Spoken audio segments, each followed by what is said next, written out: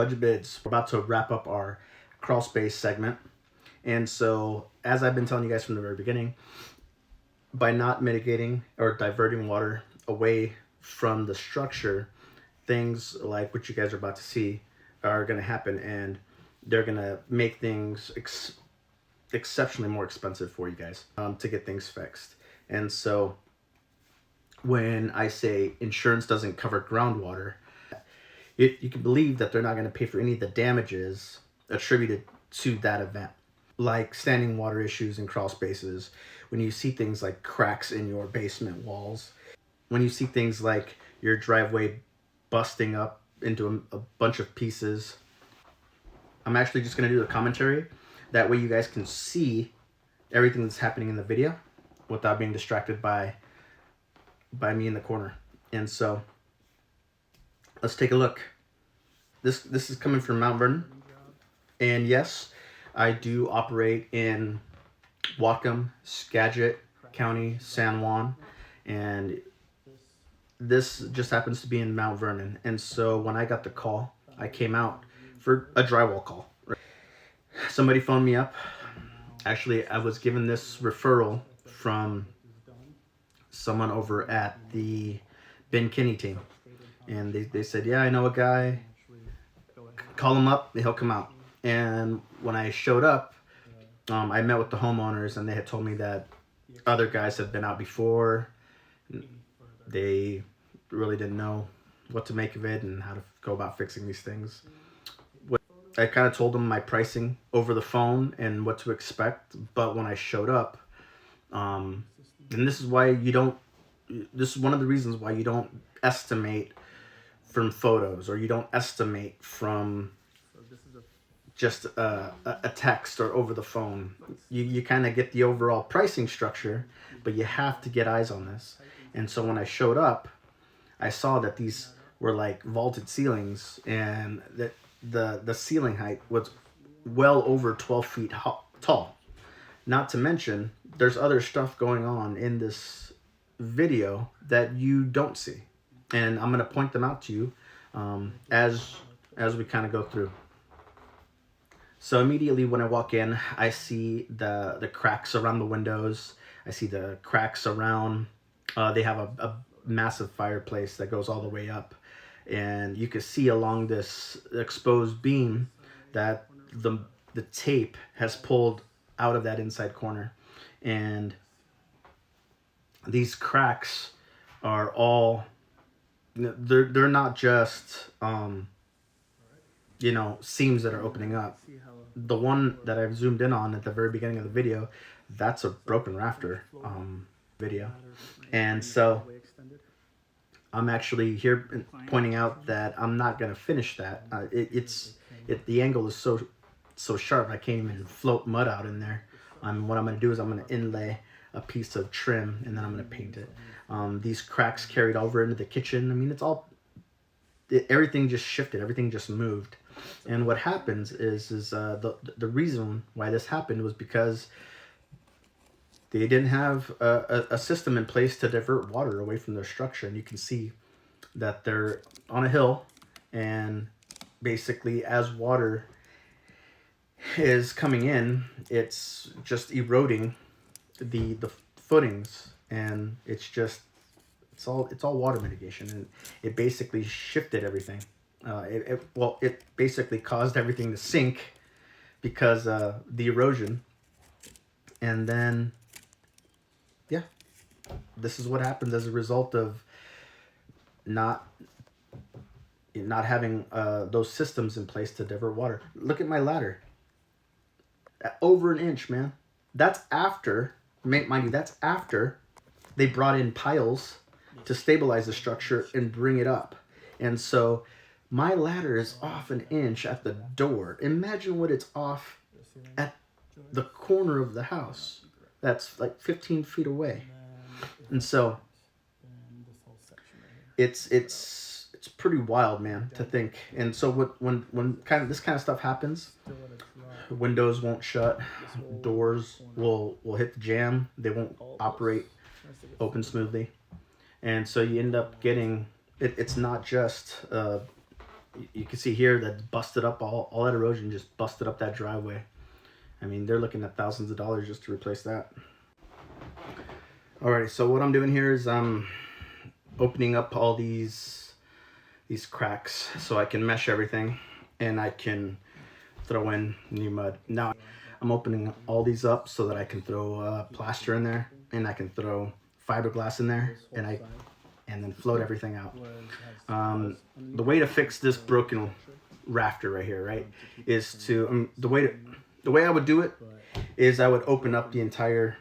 I would take a full sheet out, and then sister in a rafter. That's to the ridge. I mean, that's what I would do. Either that or wherever that crack is, basically go out 2 feet past, almost like if you were doing a cantilever. That wasn't in their budget. They didn't want me to do that. They wanted me to do what I can, essentially just do what I could from what I had available to me. Fine.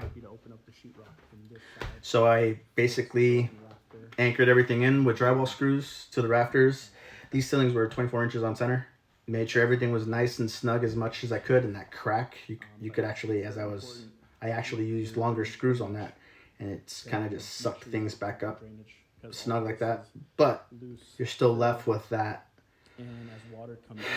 broken rafter in there. So what do? You end up having to feather out a massive area. How everything was just, it's going to pieces, dude. I do a little test here. I actually put a little piece of paper right there, and you can actually see it as it's starting to pick up speed, and then everything's sloped down. So even though they paid all this money for engineering and bringing things to raise everything back up, it's still like hella out of level. And I was like, look, man, the way to do this would, I'd pick up this floor, I'd re-level this side of the house with even self-leveler has its pros and cons. Like, you can only use it up to a certain amount. Depending on which products you're using, you're only allowed to level so high. And so you would have to build up and then level. But once again, not in the budget. I understand. You're just here to do the drywall, man. Okay. That's what I'll do. Yeah, and here I'm kind of going to show you that, like I said, things are rubbing, things are not opening. Everything is just shifted. And so that's it, man. We're mudding her all up, all around the windows, around these outside corners where things were pulling away. I did this window, which was huge. There's actually there was 4 ladders, and I don't know if you saw in the last little bit, there's I put down ram board because the ladders were just, the floor's so out of whack that the ladders are walking because not all 4 legs are on the ground. And so when I go to shift my weight as I'm, dragging mud, the ladder's walking. And so I ended up damaging this floor. And at the end of the video, I'll show you how I repaired it. But for the most part, there's four massive ladders in this place at once, because as I was doing things, ladders, I kept having to adjust ladders, and I didn't like that.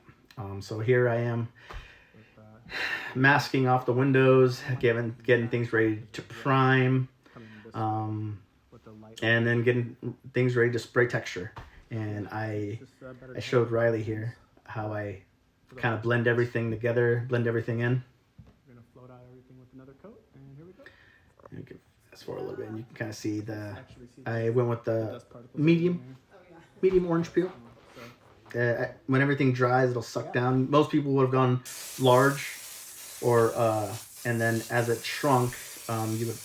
And honestly, like, you can't even see the texture on a ceiling at this height, just because it's like 18 feet, man, to its apex.